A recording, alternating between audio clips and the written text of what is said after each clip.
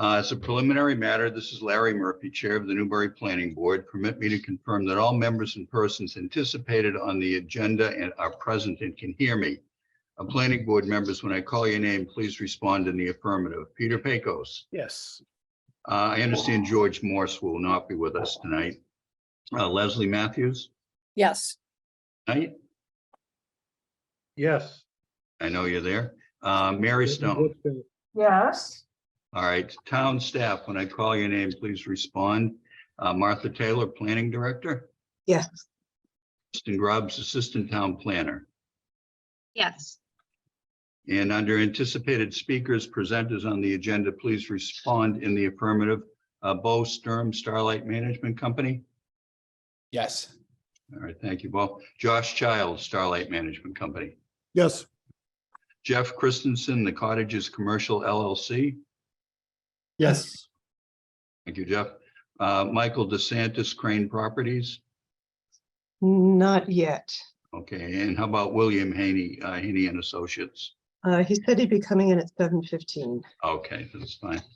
So this is the March 1, 2023 open meeting of the Newbury Planning Board and is being conducted remotely consistent with Chapter 107 of the Acts of 2022, which extends the governor's March 12, 2020 order suspending certain provisions of the open meeting law, General Laws, Chapter 30A, Section 20, until March 31, 2023. This order suspends the requirement of the open meeting law to have all meetings in a publicly accessible physical location and allows public bodies to meet entirely remotely so long as reasonable public access is afforded so that the public can follow along with the deliberations of the meeting. For this meeting, the Newbury Planning Board is convening by video conference via Zoom as posted on the Planning Board's agenda, which can be found on the town's website and which identifies how the public may join. You may join us by going to http://zoom.us and entering meeting ID number 832-7141-3056 or by calling 1-929-205-6099 US, New York, and entering the meeting ID number when prompted. For Zoom meetings, please note that this meeting is being recorded and that attendees are participating by video and/or telephone conference. The meeting is also being broadcast live through local access cable channel 9 on Zoom and at www.tnctv.org, and the recording will be available on the Newbury Access YouTube channel. Meeting materials were provided to the board members prior to the meeting for review. Applicants or their representatives may be called upon to speak and, if needed, share information to the screen. Please state your intention after you have been called. Before we turn to the first item on the agenda, permit me to cover some ground rules for effective and clear conduct of our business and to ensure accurate meeting minutes. As chair, I will introduce each speaker on the agenda. After speakers conclude their remarks, I will go down the list of board members, inviting each by name to provide any comment, questions, or motions. Please hold until your name is called. Further, for all attendees except board members and staff, please remember to mute your computer using your mute button or your phone using *6 to toggle mute, unmute when you are not speaking. Please use earbuds or earphones with tablets or cell phones. Please remember to speak clearly and in a way that helps generate accurate minutes. Please be aware that video participants can see you and that you should take care not to screen share your computer. Anything that you broadcast may be captured by the recording. For any response, please wait until I yield the floor to you and state your name before speaking. If board members wish to engage in discussion with other members, please do so through me, taking care to identify yourself when you wish to speak. For public comment, there will be an opportunity for public comment and questions during public hearings. After board members have spoken, I will afford the public an opportunity to comment and/or ask questions as follows. I will see questions and comments through the Zoom raised hand function. For video conference participants, to raise your hand, hover over the bottom of the Zoom window below the photo gallery and click on the gray hand that appears. Please ensure your name is fully and correctly displayed on the participant list. You may rename yourself by using the More function next to your name. For telephone participants, to raise your hand in a Zoom meeting, hit *9 on your phone keypad. I will then allow questions and comments from members of the public who have raised their hands in the order in which they are listed, which is determined by the order in which people click on the raised hand function.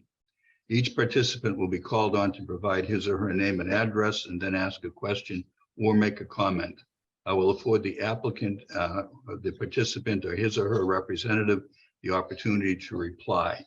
Your hand will be lowered when you have been given the floor for your questions. I will then continue down the list to those in the raised hand column and again afford the participant, applicant, or representative an opportunity to speak.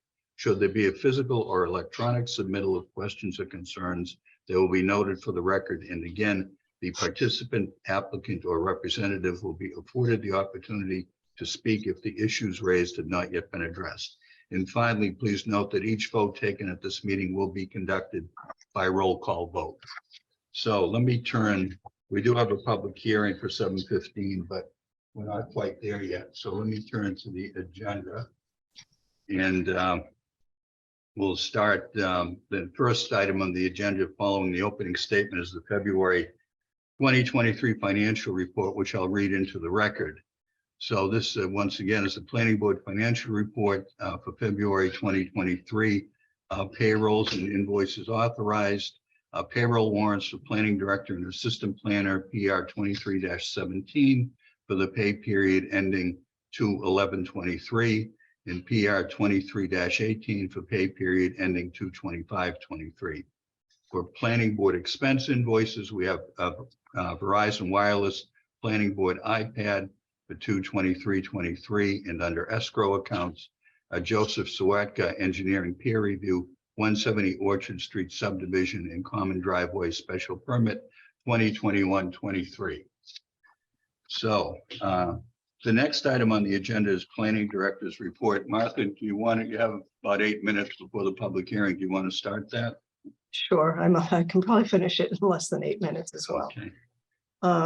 So first of all, I just want to remind everybody about the joint meeting next Tuesday, March 7th at 7:00 p.m. in the community room at the library with the Municipal Building Committee, the Select Board, the Capital Planning Committee, and the Finance Committee to talk about the Town Hall project update. The agenda for that did get posted today, and I will send that out to everybody. Couple of things on 105 High Road. I think as I mentioned in my notes, the discussion regarding the drainage behind Unit 7 was postponed until the next meeting, March 15th. Steve Stoyer still needs to coordinate with Joe Sawatka on that. So that coordination should be happening next week, and we will get things to you all in a timely fashion.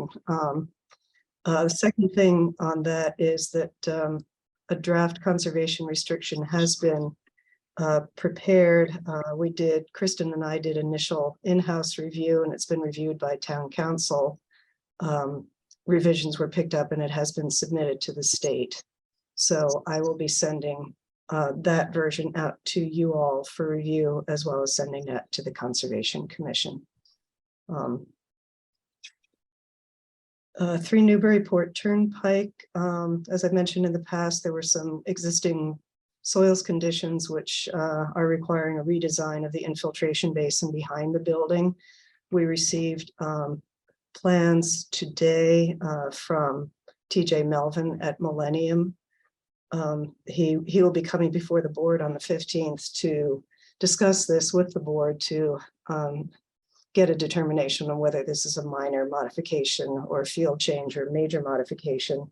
So we'll be providing the documents to Joe for review and hope to have his comments before that meeting so that the board will have his input in making that determination.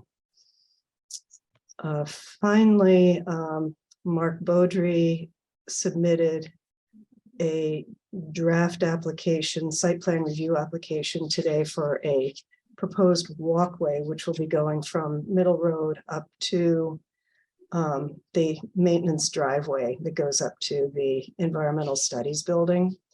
And so we'll be reviewing that for compliance with our submission requirements and they are planning to submit the site plan review application to the board on the 15th.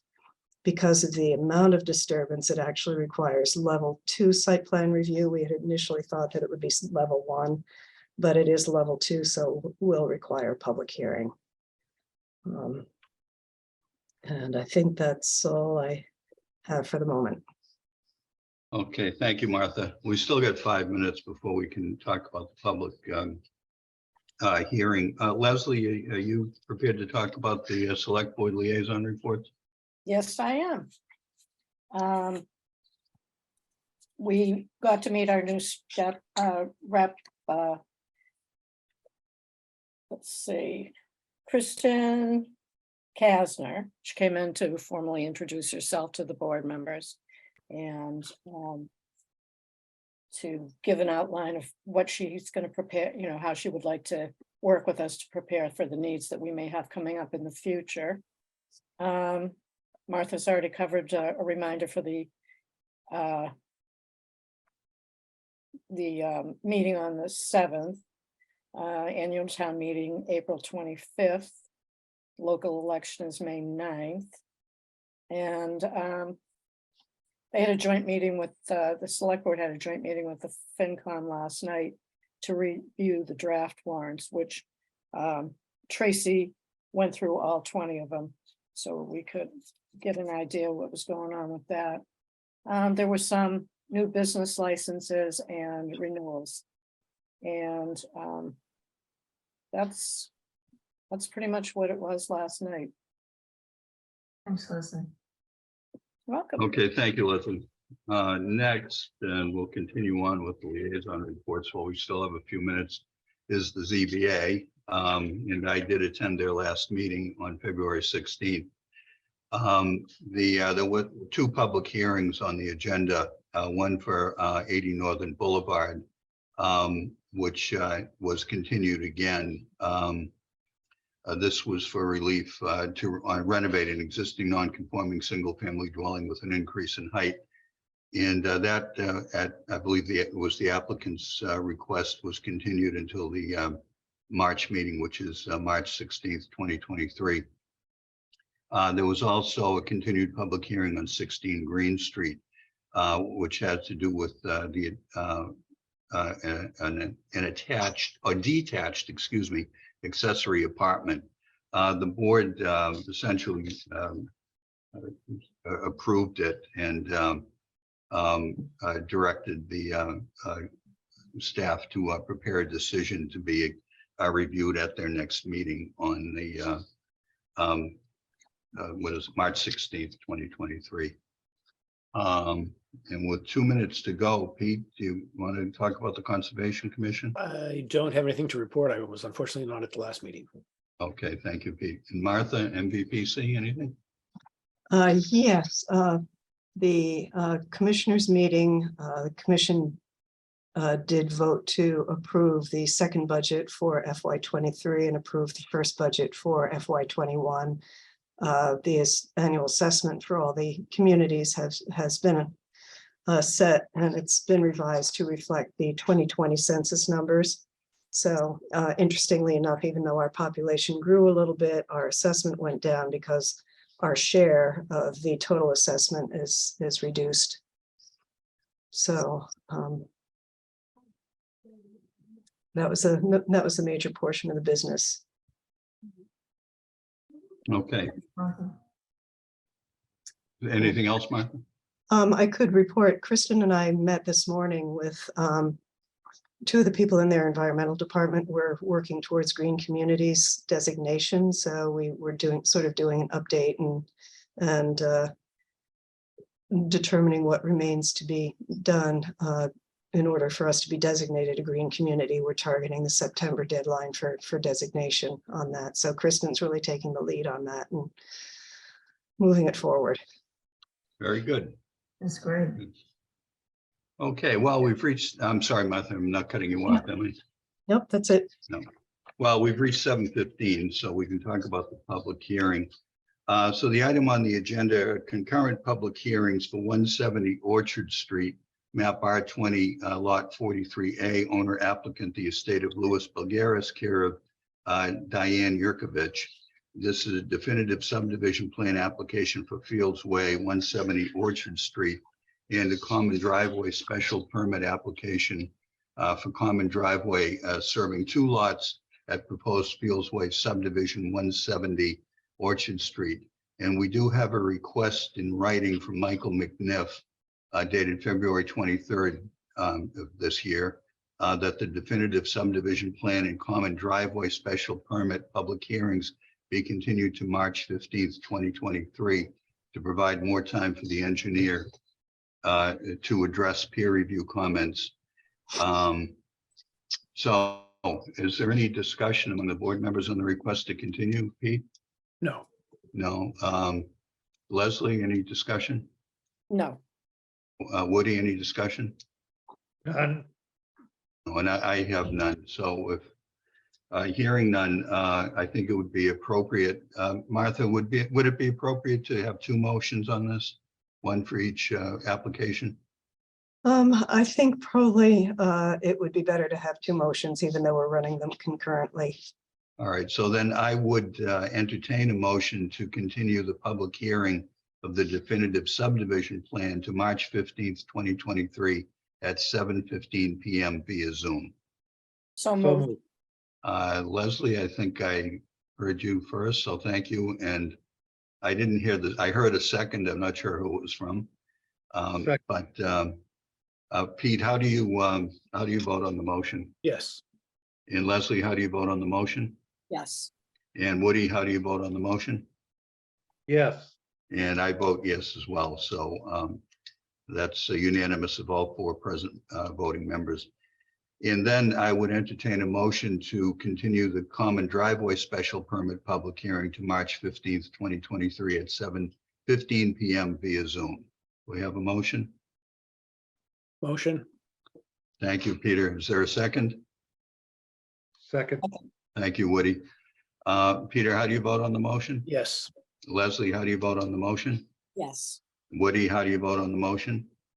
yes, And I vote yes as well. So again, it's unanimous of all the members present and voting.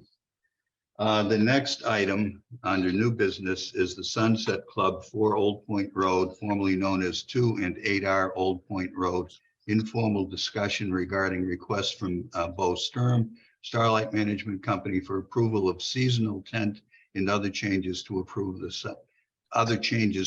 approved site plan. So Bo Sturm, if you would give us a brief presentation on your requested modification, please. Absolutely. What we're proposing is a seasonal 30-foot by 40-foot tent on the Plum Island Boulevard side of our property, where we currently have 2 bocce pits for weather contingent seating, basically. We just don't want to lose in the summertime months. We don't really want to lose a lot of business to rain, so we wanted to have something that was weather contingent that we would be able to utilize. What has been pulled up is a rendering of by the tent company, Anchor Tent, for the tent, and that's in the position that it would, that we're proposing that it would be set up. Okay, so this is something that when you say seasonal, what would you anticipate in terms of the? We'd love to be able to set it up in early May and kind of take down the fabric portion of it in early November. And this is something you'd anticipate doing every year? Well, we also had started the process, the longer process of a more permanent structure in kind of this footprint, a little bit different, but in this footprint. So it would just be a stopgap in the interim of going through that longer zoning process and then if we would be denied for that for whatever reason, this is just hedges that and us having, a kind of beautiful permanent, semi-permanent style tent. Okay. Martha, before I turn to the members, is there anything you'd like to add? I'm sorry, Bo, I didn't mean to cut you off. Is there No. anything else you wanted to say? I guess, well, first, Bo, would you like me to show this, pull up the site plan? Absolutely.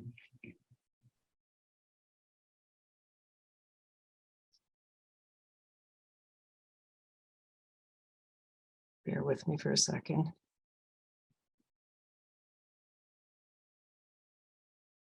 Thank So you. you can see that now? Yes, so you can kind of see where it would be situated.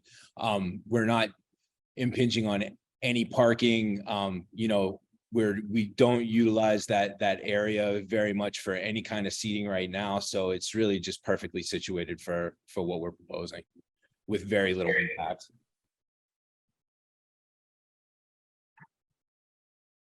And Okay. if I understand correctly, the other thing that's before the board is there's actually up here a small 8x20 storage container, which was placed on the site after construction was completed, and that's for merchandise. Storage storage. and merchandise, correct. Correct.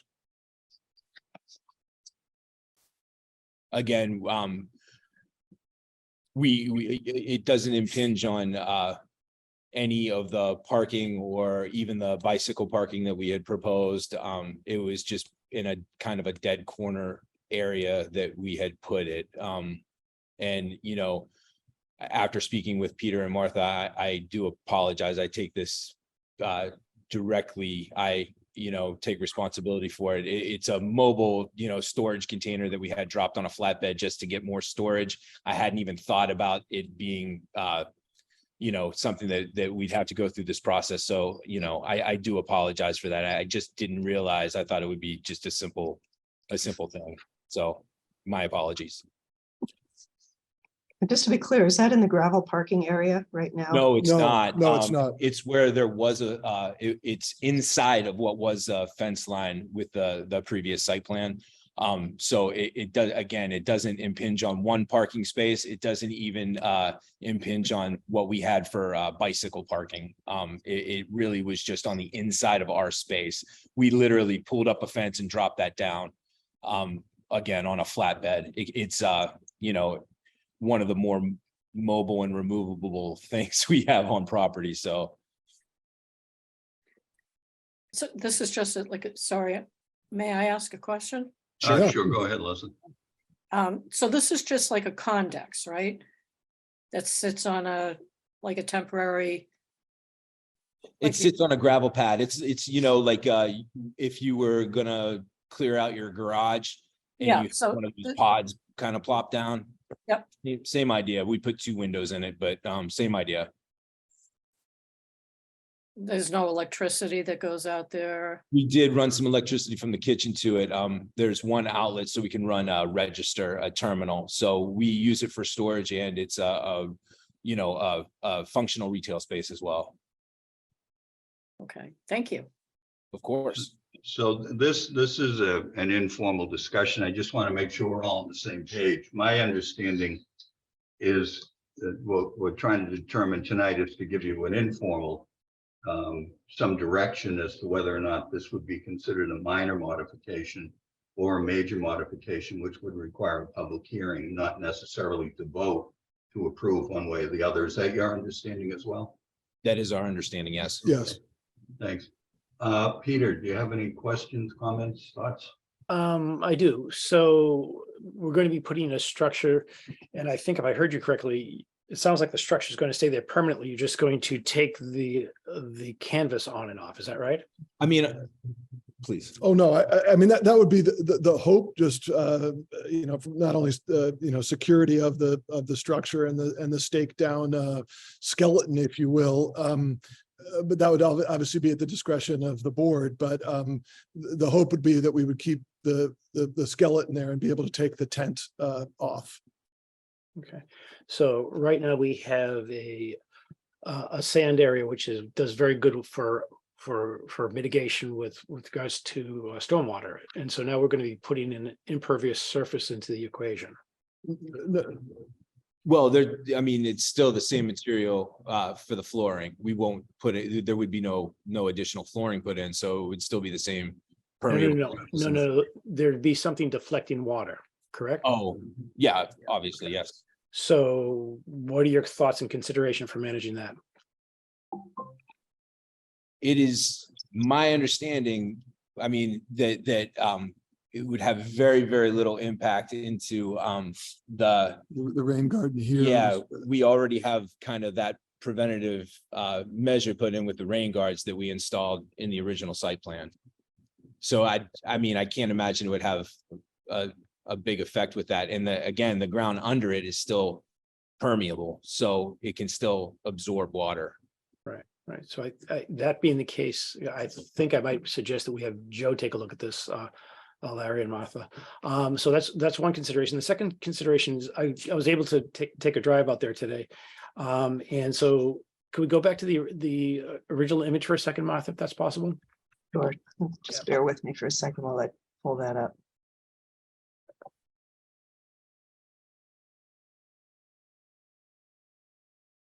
So is this the intent of visually what we'll be seeing? Yes. Yeah, I mean, we might or might not have the logo, but and it's more of a sand colored material than stark white, but yes, that's what it would look like, the structure. So we might or might not have the logo. We haven't made that determination yet.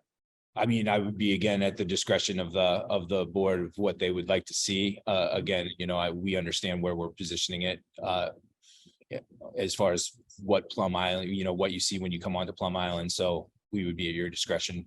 Yeah, because right now, when I look at it, I see three forms of advertisement, actually four on structures, right? Because we have the marquee at the corner, we have the Sunset Club on the building, and then we have the Sunset Club on the container, and then we have the merchandise markings too, right? Yeah, we're gonna definitely let you know where we are. Okay, But that's yeah, all I have. we're That's all I happy have. to not have that. Yeah, that's all I have right now. Thanks. Sure. Okay. So Leslie, do you have any questions? Comments? Just a simple question. Will it remain open-sided or would there be any temporary walls going on this? We would have rolled down walls available for wind. But our intention would be to leave it up as much as possible, again, just to have it as open air feeling as possible. Okay, just, I guess it would be just in the direction that the wind and rain are coming in. Correct. Right. Okay. Thanks. Thank you. Woody, do you have anything? Yeah, I need a clarification. In your initial presentation, you said it was 40 by 30. And on the plans that the board received, and on this plan here, it says 40 by 50. That's a great point. We actually reduced the size from our original layout to better comply with the setbacks from the So street. 40 by 30? It's 40 by 30. It's 40 by 30. That's incorrect. Correct. Okay. And, There's additional information provided that has the correct footprint and schematics, as well as installation instructions in engineering. Well, is the tent that's depicted 40 by 30 or 40 by 50? It's the tent that's depicted is 40 by 50, but that's the length. So what you're seeing is the frontage of it. So that would still be accurate as far as what it would look like from the street. But it would be 20 feet shorter. Correct. Okay, Woody, anything further? and looking at the plan for the tent that came in the packet, there's a lot of anchors and straps to hold it down, so it doesn't become a kite, so to speak. Is that gonna be a hazard for anyone walking around this thing? Just the- From the layout, they look like they went off perpendicular to the tent, and I was just, that would be a genuine concern of mine, someone, especially in the late evening, tripping over that stuff. I'll get a better clarification from the engineer or from the company Anchor Tent. But our understanding was there was no guys that were coming out, just 40-foot stakes that would go into a base plate. That there would be no guys that came out from the tent. Okay, because it shows in the assembly instructions that, I saw that as well. And I will make sure to have some clarification on that, but that was one of the things that we had pointed out. I think that that's just a generic assembly instruction, not specifically for our tent. But it gives a general idea of the assembly of the tent. But Okay. again, the engineer that I spoke with, as well as the salesperson who's local, said that there would be no guys that protrude from the tent, just the poles in the base plate with a 42-inch spike that would retain it. okay, well, you understand where my concern is there because it was in the assembly instructions, so. I do understand that. And the only other thing, and it's a comment of my own, but Peter also touched base on it, is it might be nice to have Joe look at this because we're not engineers on the water end of things and impermeable surfaces, so that's all. Also, my understanding was that if we would be able to get approval, it would have to go through conservation as well for that very reason. Okay. Thank you. Larry, I have a question. Yeah, please, Mary, go ahead. Hi, Bo. Hi, Josh. How are you? How are you? Great, thank you. I wondered if you could just reiterate the purpose of this. I mean, I understand what you said, but I really would like to know on Leslie's comment. It would seem to me that you are in a very windy area and it is raining, and that is one of the purposes you have to protect people. You're going to have to put those sides down. So it's a different looking structure. And also with the sun, you obviously have some purpose for that, to have people get out of the sun. I mean, it's brutal out there when it's hot. And so just taking that into consideration, this becomes a very different structure in my mind. Because there also has to be some kind of ventilation, meaning that there would be, I don't know how they do it, but somehow air's got to get in there if it's closed off in a hot day. Absolutely. It would not be closed off on a hot day. We would put the flaps down to try to guard as much we can from the rain. But as you had stated too, it's on 90-degree days to be able to provide for families some relief from the sun would only help our business. When we open up in the daytime hours at the height of the sun in July and August, we lose business, quite honestly, because people are just getting bared down on in the sun, and that's why they're coming off the beach. So to be able to provide some sort of shade would be of huge benefit to us as well. Okay. All right. Thanks, guys. Josh had pointed out as well that we could also, and we would love to also have some fans that would be kind of bringing in some air as well from the sides. Yeah. Okay. Thanks, guys. Actually, one of our members, George Morse, is not here tonight, but he did forward me a couple of questions he'd like me to pose for George. First of all, what is the wind loading on the tent? We're told that, and I think it's in the engineering as well, that it can withstand 120-mile-an-hour winds. 120 is what the number I recall. Yeah. Okay, thank you. And a second question, does it have lightning protection? That's a great question. I don't know. That's something I'll find out. We can ask if they do a lightning rod at the back of the tent. Okay. I'm just looking at, reviewing the decision condition N. Just want to read it because this is really the standard I think we have to try to apply here. No modification to the approved site plan shall be made without prior approval of the planning board. Requests for modification shall be submitted to the board in writing and shall in most cases be subject to the same submittal, review, and hearing procedures as was the original filing. So the presumption is frankly a public hearing is the way I read this. So let me kind of poll the members. Pete, your thoughts on, and recognizing that really the question today is whether or not we can treat this as a minor or a major modification. Yeah, I would agree, Larry. That's how I would interpret it, and I would not consider this minor. Okay. Leslie, your thoughts on that? I have to agree with that too, because it's really, even though it can be viewed as a temporary structure, they don't come down fast. So I think it's more of a major, just for safety reasons. Yeah, and Woody, your thoughts?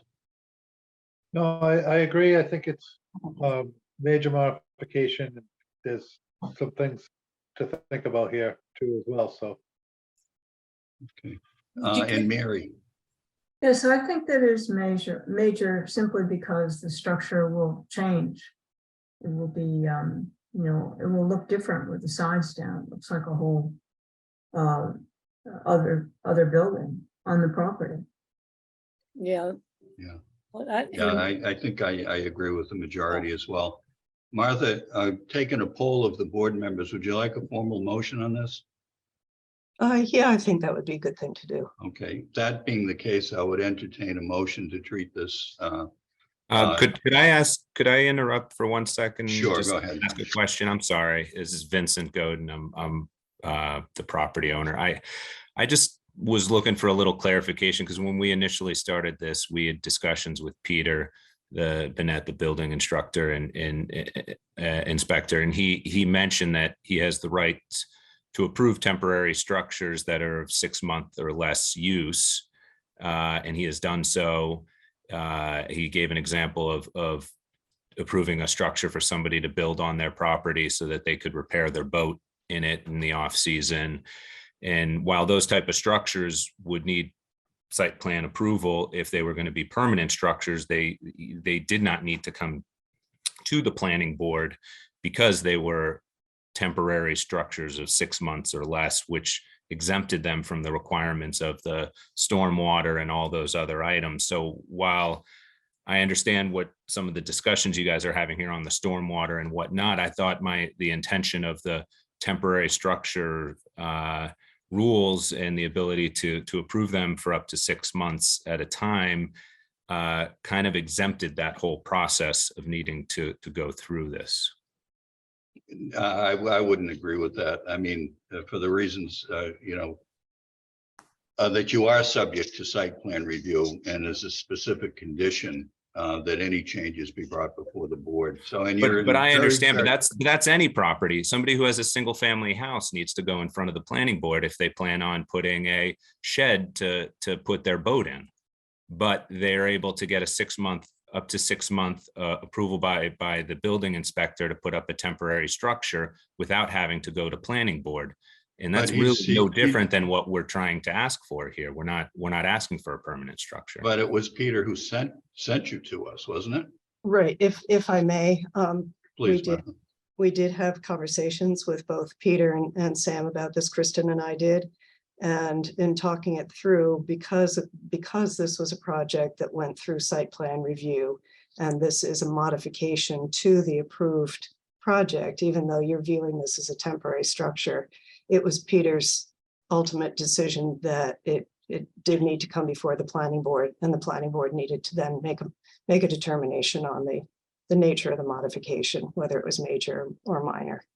So in this case, I mean, if this were a tent going up on Spencer Pierce Little for 6 months on a project that had not gone through site plan review, the site plan review approval process, that would be one thing. But hasn't every project that's been built gone through a site plan approval process? Every house that's been built has gotten its site. If I built a new house, I don't need a site plan approval? Nope. As long as you're in a conforming lot. Right, and even then, site plan approval applies to basically commercial projects such as yours. It doesn't apply to single family residences. It might have to go through a subdivision process if you were dividing the land, but if you were going to just build a house on a parcel that exists, you don't need to go through site plan review. And So- this is not the same as putting up a 10 by 20 shed in someone's backyard. I mean, you're in a very sensitive environmental area here. No, I understand. We were planning on going in front of the environmental board and having that discussion. I mean, this is really just a question of us being able to have a tent for this summer, and it sounds like it may not be feasible as a result of needing to go through this entire process.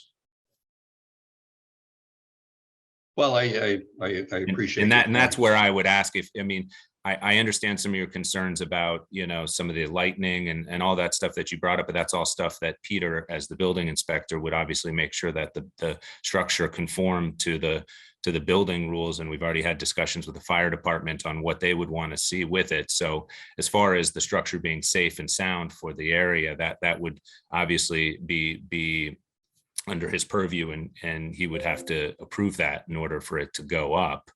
But, the idea of it getting, even if we can get it approved for this summer and then go through more of a formal process if needed thereafter, because it's temporary for this summer, but then in the future, if we planned on doing it again, it would need something more permanent. It's just going to be a big hardship on us if we can't have it for this summer.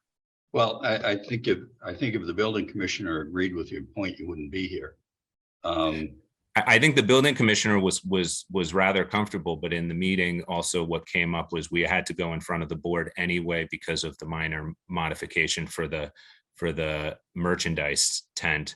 So he said, let's just have a discussion with them and see what their thoughts on it are. And I don't know the law as far as what constitutes a temporary structure versus not, and whether I don't understand any, I don't know the details of that. Well, as speaking for myself, I think we're more concerned with the impact on the overall site than that type of question. But Larry, could I try to help out here? you sure can. So this came before the planning board for site plan review. That's how this project was approved. And if you want to do anything, you want to modify anything, you're modifying it. You have to come before the board, and the board will then will ask the question. We'll get information, then the question will be before the board. Is this a minor modification or a major modification? So I guess the question is a No, please, temporary please, structure please. a modification? Excuse me, please let me finish. Sorry. Okay, so we've had a presentation. The board members have been polled whether this is a major or a minor modification, and the board members are all of the same opinion. So if you want to go forward with this, then that will be the process. Guys, Larry and Martha, maybe it would be helpful to quickly explain to Vince and anyone else what the purpose of the planning board is and what our focus is. This is a commercial enterprise involving the public in a very high visibility area of this town, which needs to be protected in every way. So maybe it would be important for everyone to understand what it is that we do at the planning board in an official capacity. Larry?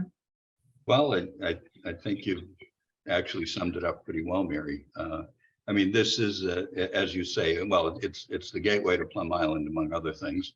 So we certainly, under the site plan review, we can consider the community character. But it's also in the area of critical environmental concern as well. It's and with all due respect to to the presenters, it's easy to say, well, don't worry about the drainage because there's a lot of sand there. We don't know what we don't know, and this is a very sensitive area, and there are very legitimate issues have been raised about public safety, and all things considered, I just don't feel comfortable saying, oh, okay, it's all right. I don't know any better way to put it. It just, I think we would be derelict in our responsibility if we just gave this a quick look and said, sure, go ahead and do it. I guess or delegated it. I'm No, sorry. I understand that. I'm just trying to understand the rule because my understanding when reading the temporary structure and all that, it kind of went one way, and I'm just trying to understand what That- rule the- we're the working around. definition of a temporary structure has very little to do with our decision-making, whether we have to look at the overall impact of the structure. And quite frankly, you know, your long-term plans here, this is the first step in what's eventually intended to become a permanent structure. And I mean, we don't even, well, I'm beating a dead horse, I think. I'll turn it back to the board members. Has anyone had a change of mind because of this discussion or change of heart or opinion? No, I'm not hearing any.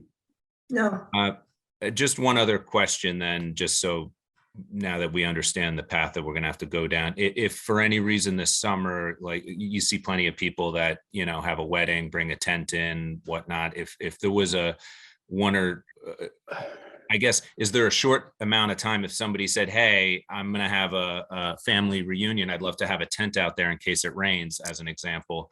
Is that something we can even offer, or is that something to go up for a night or two, or is that under your purview or not? I'm just trying to understand. That would be a question for the building commissioner. what did you say, Larry? I said it would be a question for the building commissioner. Right, You know, he temporary structures come under his authority.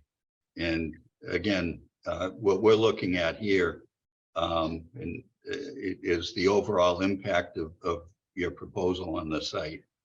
And it's a little bit different inquiry. You know, whether it be permanent or temporary or whatever it might be. It's a modification to your It's current a modification to, thank site you, plan Peter. approval. right, That's what it is. yeah, And the presumption, you know, under the section of the decision I read, is that it would require the same, and I'll quote again, be subject to the same submittal, review, and hearing procedures as was the original filing. I mean, we don't know. We haven't seen anything from an engineer, anything like that. We have no idea how this is going to affect stormwater management, or if it's going to increase runoff into, you know, one of the public ways. So, Okay. you know.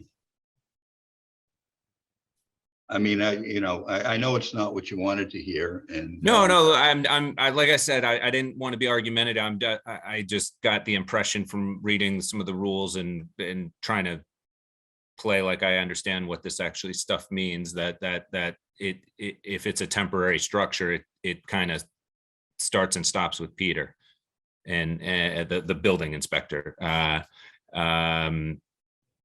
But I guess that's not the case, depending Well, on the type of structure. You can try and talk him into it, I guess. But But And it's this, also, and this would have to go through conservation, so you would have to go through 2 tracks. yeah. So either way, I mean, they're probably, both proceedings are probably going to track one another pretty closely. And what exactly would you need to see here? Just a full submission, just showing Yeah, this? Yeah, and we would want it peer reviewed and, you know, so forth. The same thing that you did when you first came before us. yeah. It's a change, And a significant change. it's a huge change, because it changes the character of what was presented to us originally. And again, we have to protect Newbury, and we have standards, and this may or may not fit that. So it's a different thing. We've been brought a different proposal, and Just so I understand the difference between, I know ZBA is the one that approved, I think the use, you planning board approves the site, Side plan. correct? So it's not as much and then it's Peter that approves the building structure as far as how it's built and whatnot, correct? I think that's Just to give them a fairly rough accurate. sense. And then obviously then you have the conservation that does the conservations. I'm just trying to understand exactly what you guys would be looking at when we came in for a full presentation on this, and what would apply to planning, just so that we can make sure we can be very concise and try and expedite it. if I could, Kristen, I think you had shared something that might be helpful in the description of what we would look at in a situation like this. Do you remember that verbiage that you shared? I was just looking like you, Vince, I'm pretty new to this, so I've been trying to spend a lot of time reading the bylaw.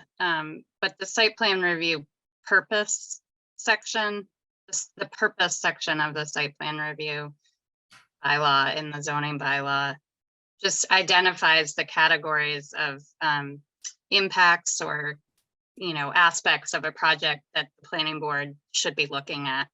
I don't actually have that in front of me either at home, but it's just the very first section of that part of the bylaw. It talks about community character, environmental considerations, just 6 or 7 different impacts.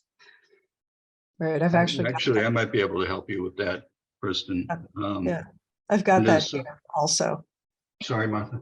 I have that here on my screen as well. Screen share, up? it, Martha? Sure. Thank you.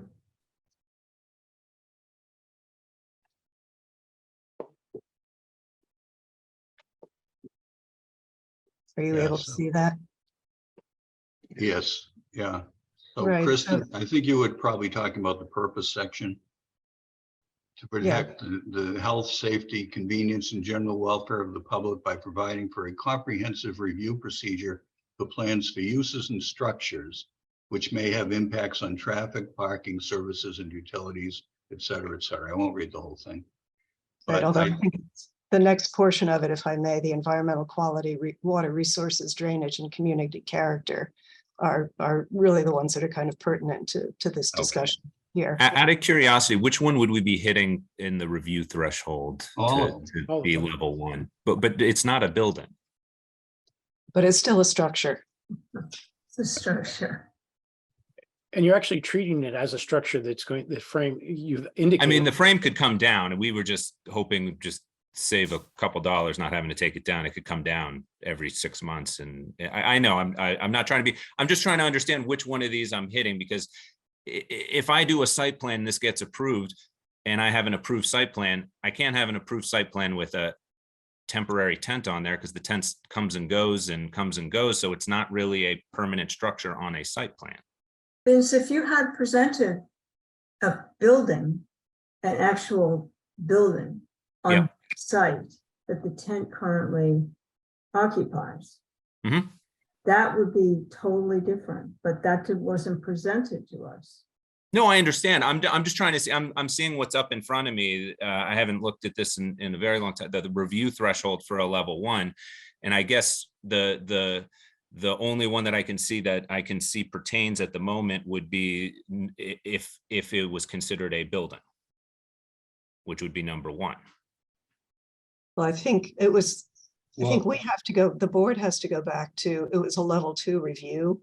So you're looking at a modification to a level 2 site plan. It wasn't a level 1. So Oh, I'm sorry. That's a level 1. Okay, so I Right, guess so I if can't you see the could- level 2. I'd just be curious if you guys are going to be voting for this, which one of those are you guys going off of to call it a major impact, just so we know what we're It's need to concentrate on here. right, I mean, what we're looking at right now is the purpose paragraph.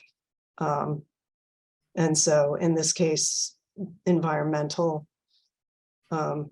quality, because you are, as was noted, you're in a pretty sensitive location. And one of the really nice things about your project actually has been is how resilient it is with all the sand and the impervious surface and pervious surface and all of that. But potential impact on drainage, all of now having a roofed structure on the site and the community character, because as was mentioned previously. No, this is- I understand. I'm just curious. Maybe if you could scroll down to the level 2, just so I could see what that means. So it'd have to be 2,000 feet or more, which this would not be. It No, doesn't. you're missing the point. You're already in level 2, Right, it's, okay? Why Wait. I'm We're modifying a level 2 site plan. Or you're asking for modification of level 2 site plan. I mean, you've got a commercial. Once the site plan is done, it's done. Any change from that point on, wouldn't it be a change from that? I mean, if I wanted to come in and put a dumpster on the site, I'd have to go through a public approval again because I'm modifying it to put a second dumpster. Wouldn't that fall under minor? Actually, the structure that you have that has electricity to it shouldn't be there. Okay, and there. So when you change something to something that's been approved, because you're under site plan review and that's the approval, you have to come back to the board to say what you want to do. And then the board will to let you know what their feeling is, whether this is minor or major. The board has told you this is not minor. That's going to be the board's decision. Now, what you do with that information, that's up to you. But the board has already weighed in on this. We feel that a number of the topics for the purpose have been hit. Okay. So that's, you know, That's fine. that's our responsibility Yeah. to the community. No, I understand all. I'm just trying to understand what threshold I'm falling under, and I'll look closer at it. I'll reach out to Martha with questions. Right, and it's really, you know, as Larry was saying, it's not a question of the review threshold here. It's a question of making modification to a project that went through a level 2 site plan review, and now you're asking for approval to modify the approved site plan. So the thresholds of level 1 and level 2 don't apply here. Don't apply. Okay, that's what I'm trying to understand here. I'm once again, I'm really not trying to be argumentative. I'm just trying to understand how this works. I'm never had to go through anything like this before, so I'm just trying to understand. Okay, thank you.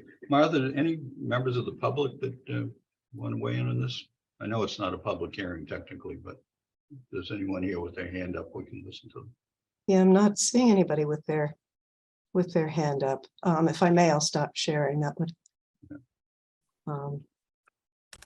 Yes, I'm not seeing anybody who's asking to speak. All right, now. So do we have a motion to treat this as a major modification? So moved. Thank you, Peter. Is there a second? Yes, second. Thank you, Leslie. Any discussion, I think, from the board members? Hearing none. Peter, how do you vote? Yes. Leslie, how do you vote? Yes. Woody, how do you vote? Yes. And Mary, I think we had Yes. your thoughts as well, and I vote yes as well, so it's unanimous. Okay, thank you. I appreciate your patience, and we'll see you soon, I hope. Thanks for your time. Okay. Good night. Thanks, guys. Okay. Next, 68 Green Street subdivision, Farmview Lane, request from Michael DeSantis, Crane Properties for approval of declaration of trust, 68 Green Street Homeowners Trust, declaration of common scheme restrictions. And I believe attorney, is it Henny or Heaney or Henny? Am I pronouncing it correctly? Mr. Murphy, it's Attorney Heaney, but I Heaney. answer pretty much anything. Okay. So are you going to give us an overview of where you're at? Sure, I'd be happy to. And Before you do, have you seen the latest communication from town council on this? I have not seen anything today from town council, if anything came in. All right, yeah, we did get something, which I could read if you'd like, just to bring you up to speed, or you can go ahead and we can get into it later. That would be great. Martha, do you know if that was sent to me and I missed it? I don't know if I don't know. It came in to me at about 6:02. And I think it was in response to the documents that you had sent earlier. So let me just double check here. I do not have an email. So Mr. Murphy, if you don't mind, I'd Yeah, love to let me summarize it. So this is from Bethany Raffer of Town Council's office. So she begins by noting that changing the name of the HOI to mirror the name of the that you are changing the name of the HOA to mirror the name of the private way. in quoting, since the name of the HOA has changed, the consent/easement will need to be revised to correspond with this name change. The consent/easement and trust should mirror each other such that if the name of the consent document changes, it should carry over into the trust and restriction as well. If further review, I noticed that the HOA does not provide for any cost sharing or assumption of costs with respect to the portion of road owned by parcel Y. This should be fleshed out so that there is no confusion. I've also commented on the fact that the purpose of the HOA is incorrect. Its purpose is to hold title to the road, not the lots. The consent/easement should also be a separate document as it reserves the right for parcel Y to be added to both the HOA and the restriction. On the restriction, yes, if there is the potential for parcel Y or the lot parcel Y is merged into to be added, then it should be factored into the restriction. The restriction has no provisions to provide for any amendment to the document and/or other parcel Y or whether parcel Y would be exempt from certain provisions. I only point this out to you because I don't know if your expectations are maybe that you were closer to an understanding with town council than may be the case. And I know I've thrown a lot at you here. so No, that's I'm gonna okay. go back and I actually do was that. taking good notes. And as far as the name goes, I'll talk to my client. I do represent Crane Properties LLC. And Mike is on the Zoom here, but I will talk to him. The name change was just suggested last night that it made more sense to name everything after Farmview Road. But both Crane Properties and my office, I'm successor counsel to this, and they purchased the property from the applicant. So we took it kind of as it was approved in 2021. So as far as the name goes, I'll talk to Mike and I'll review Attorney Raffa's position. If it does, and she's probably right, if it does need those sweeping changes, we'll probably just leave the name as it is rather than the changes. As far as her positions on parcel Y, and we did just get this today. So again, this is all pretty fluid. We've been trying to address town council's concerns over the street on two different avenues. One is to bring parcel Y into the association. They would be a non-paying member of the association. The other avenue was to get a confirmatory deed from Eva Jackman. She's the one that developed it back in 2021. We were able to meet with Miss Jackman today. My office met with her and we have a confirmatory deed. So if it pleases this board, we do have a family trying to move into this home and close in the first week of March. If we can get through the other items, I know we're going to have some work to do with town council. I think our work is going to get much more streamlined if we're going to be recording the confirmatory deed from Miss Jackman. And if we could get an approval from you folks tonight to release this lot conditioned upon town council approving the HOA, then we'd be very happy to move forward. If that makes any sense. I understand you're not going to be able to do it this evening because there's so much up in the air. But if we can have this lot released from the restrictive covenant so that we can get the approval, conditioned upon the approval from town council, that would be our goal here tonight. And then the only other thing I will say, when Crane Properties took over the property, then when I came involved representing them, we actually had a discussion in my office whether we wanted to use the documents that were drafted in 2021 by Attorney Perkins, or whether we wanted to use our own. We made the decision at the time that Attorney Perkins' documents had been reviewed by this board and approved, and we thought that they would be the best to put in front of this board. Town council now has pointed out, and we're more than willing to make the edits. But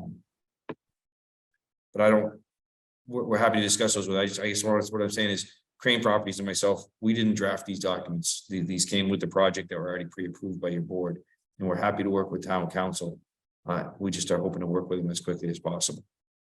Well, believe me, that no one intends any criticism. I know these are difficult and complicated documents. But we just want to make sure everything is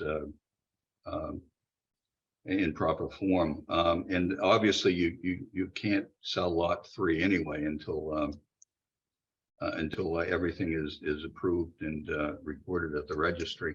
Let me turn to the board members. Peter, do you have any thoughts? Yeah, unfortunately, I think the documents and all the discussions need to be concluded. That way, there's no confusion, there's no misunderstanding, there's no lingering aspects out there. So unfortunately, I think my feeling is when all is done, then this board would be more than happy to approve this. But right now, things still appear to be fluid. They don't, and so it's easiest when things are just brought to the board and they say, yes, it's all set. And we're not there yet, unfortunately. We've run into trouble in the past with delegating approvals and that type of thing. Leslie, any thoughts want to No. share? Not at this time. Woody? I agree that things need to be ready before we just release it. So, Okay, and Mary? I have no comment. Thank you. I'm sorry, Mary, I couldn't hear you. I have no comment. Thank No you. comment. I tend to agree with Peter's comments. So well, from what I'm hearing from the board is I don't think we're in a position to approve or release anything tonight. And I know, again, that's not what you wanted to hear, but I think. Could I mention anything? I mean, I think, Absolutely. and I know there's a lot, and I appreciate you reading through that email because we hadn't got it yet, but I think from my understanding is what town council wanted us to get was Ava Jackman's confirmatory deed, and we got that. And I think the reason we were going down the other path with parcel Y was because we weren't able to get a hold of Ava Jackman quickly. We didn't know if we were going to, and that was kind of a backup plan. And fortunately for us, that backup plan we were able to execute before Ava got to us. But as Bill mentioned, we did get that from Ava today, and that was what was recommended by town council. So I feel like we're really close with town council. I think we just need to now get on the phone with them. Bill, I know Bill's been trying to get on the phone with them yesterday and today, and obviously their schedules haven't aligned, but I do think we're very close. I do understand your position and your worry there, but obviously from my position, we have a buyer that wants to get into this home that we finished for them by, and they want to close next Wednesday. And, this would push this out quite a bit for us and for them. Well, see, that's my so- concern. If it's going to take all this time to get this paperwork together, how are you going to close next Wednesday? But I don't think it would. Honestly, I don't think it's going to take that much time. I think we're there, in my opinion, and I think Bill would agree. I think we're there. I think it's a phone call and it's getting these things recorded. Because again, we have exactly what they asked us to get in hand. We have it, and I think Bill in his office was going to go record that tomorrow. So. That's just my position. I appreciate it. I'm sure I'd feel the same way if I was you, but I think you're a little optimistic, frankly. Anything else from any of the members or anyone else for that matter? Want to add anything? Actually, may I ask a question? You may do anything you want. Now that you do have the confirmatory deed from Ava Jackman, does that then mean that all the language that's in the documents right now regarding parcel A and the consent, all of that comes out again? Correct, Martha. We will go back to the form that town council had approved, subject to their question about the fee in the road. So for the board, town council's issue, we had the homeowners association pretty close to final form. Town council had an opinion that the fee in the road, Farmview Road, was still in the ownership of Ava Jackman due to the deed drafting back in 2021. We did have discussions with town council. To be quite frank with you, it's 50-50. Legal minds can differ on it. So Mr. DeSantos prudently took two approaches to fix it. One of them is to just settle the ownership in Farmview Road once and for all by getting a confirmatory deed by Ava Jackman. And then in the alternative, if Mrs. Jackman wasn't going to be cooperative, we were taking the alternative pursuit, which would have been the road actually belongs to the abutters due to the derelict fee. When we add that in, parcel Y is actually in a butter. So they were not a part of the prior homeowners association. So we made amendments to add parcel Y into the homeowners association. And I believe that's what we're just now seeing town councils. I haven't seen them yet, but you just saw their comments on that today. But to answer Martha's question, yes, we would be going back to the final form that we had, I think probably about 2 weeks ago, which required very little edits. It was more of a question of who owned Farmview Road. Right, that was the major outstanding question at that time. So I think it's going to be a pretty clean transition now that we were in, my office actually went to visit Mrs. Jackman in Newburyport today. We tried to make it as easy on her as possible. And she did cooperate today and was happy to sign the deed for us. So the fee in Farmview Road will clearly be owned by the trust that is owned by the three lots, not parcel Y.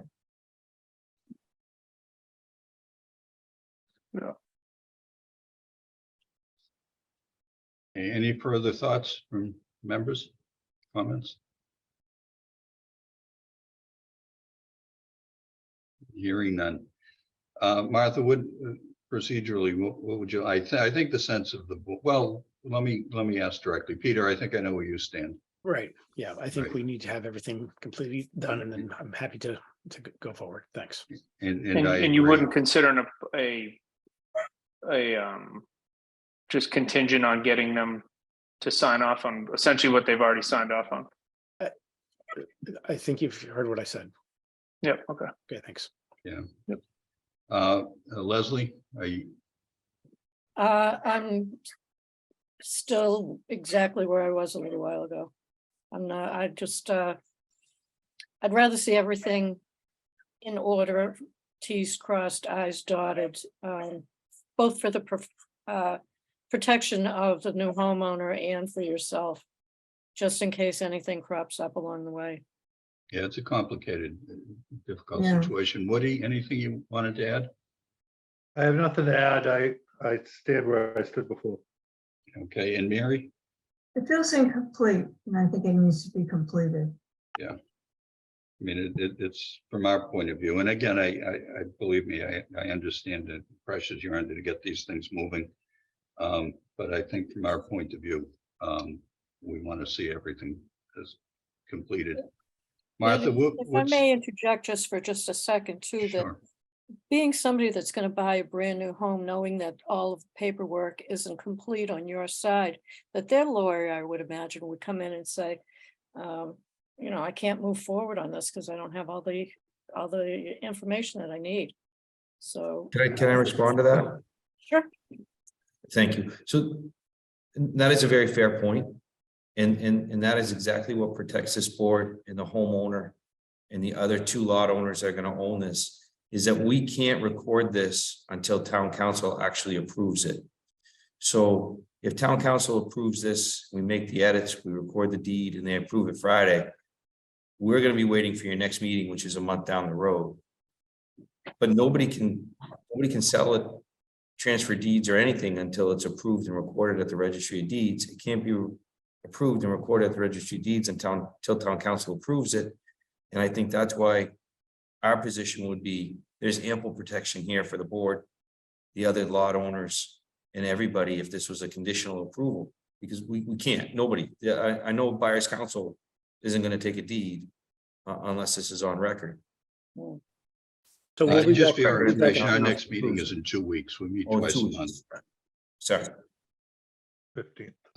March Well, 15th. I'm not seeing any change in position of the board members here. Martha, what do you want, a motion to continue, or is that even necessary?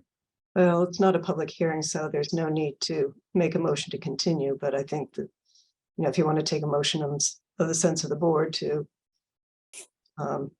defer final approval until the next meeting, you could do that. I think we've done that, haven't we? Yeah, and the sense of the board is clear, I think. Yeah. I think last time we saved you the time, we can save you the time as well this time. Okay. We'll work with town council. Yeah, get with town council, see if you can resolve these issues, because In fairness to you, you know, I read that very quickly, and I think there might be some more substantive issues there that you need to address with town council. But we can certainly put you on the agenda for our next meeting, which is in 2 weeks. Right, thank you. Beautiful. Thank you. I'm speaking for Martha. We can accommodate them in 2 weeks, Martha, can't we? Yes, we can. It'll be Okay. a full agenda, but we can do that. Yes. Okay, thanks. And Thank you, don't be gentlemen. afraid I because it's appreciate hard to your merge. Thank you. courtesy and listening to us. Thank you for your Appreciate it. time. Thank Do you. appreciate all the time you folks put into it. Thank you. All right. Thank you. I think that brings us back to the agenda. Which is, the only thing we have left, I believe, are just the planning board minutes. There are 5 minutes that are set out in the agenda, but I think only 3 were sent out, January 4th, January 5th, and February 1st. Has everyone had an opportunity to review those? Yes. Yes. Yes. Yes. Okay, and let's start with the January 4th agenda, if I can find it. Does anyone have any issues or requests for modification or changes to the agenda? No, hearing none, then I'd entertain a motion to approve. Motion to approve. Thank you, Peter. Is there a second? Second, Thank you, Leslie. Any further discussion? Hearing none. Peter, how do you vote on the motion? Yes. Leslie, how do you vote on the motion? yes, Woody, how do you vote on the motion? Yes. And Mary, you're comfortable with the minutes? Yes. Yeah, I vote yes as well, so it's unanimous. Now the minutes of January 4th, 2023 are approved. Next, the minutes from January 5th. Does anyone have any questions, comments, issues with the agenda, excuse me, as the minutes is presented? I'm just gonna have maybe my 2 synapses weren't connecting. Okay, January 11th, 1 PM. what about it? We had a follow-up meeting on that date? We did not have a meeting on the 11th. Good, then I'm not losing my mind, because I read No, the minutes and I no. just thought to myself, was I I at a think January it 11th got meeting that I canceled forgot for about? some reason. Yes, Okay. we had to cancel it. Okay, good. I'm feeling better, thanks. Okay. Anything about the minutes from the 5th of January? No? All right. Then I'd entertain a motion to approve. Motion to approve. Thank you, Woody. Is there a second? Second, Thank you, Peter. Peter, how do you vote on the motion? yes. Leslie, how do you vote on the motion? yes, Woody, how do you vote on the motion? Yes. And Mary, you're in agreement? Yes. And I vote yes as well. So that's approved unanimously. And lastly, for the minutes, are the February 1st minutes, February 1, 2023. A meeting that I missed, so I'm going to abstain on this. But does anyone have anything? Any questions, comments? No, I missed it too, so Okay. All right, you and I will abstain then. Well, you can, you don't have to. I'm permanently abstaining. Okay. Motion All to right, approve. that said, I'll entertain a motion to approve. Motion to approve. Thank you, Peter. Is there a second? Second. Thanks, Woody. Peter, how do you vote on the motion? Yes, please. Leslie, how do you vote on the motion? yes, And Woody, how do you vote on the motion? Yes. And I will abstain, but a majority voting in favor of the February 1st, 2023 minutes are approved. If I could, Larry, thank you, Kristen, for the minutes. Yes, thank you. And Sure. great job on those 2, by the way, Kristen. No Okay, problem. that's it. Unless someone else has anything, any other business they want to bring up, I'd entertain a motion to adjourn. motion to adjourn. Leslie, is there a second?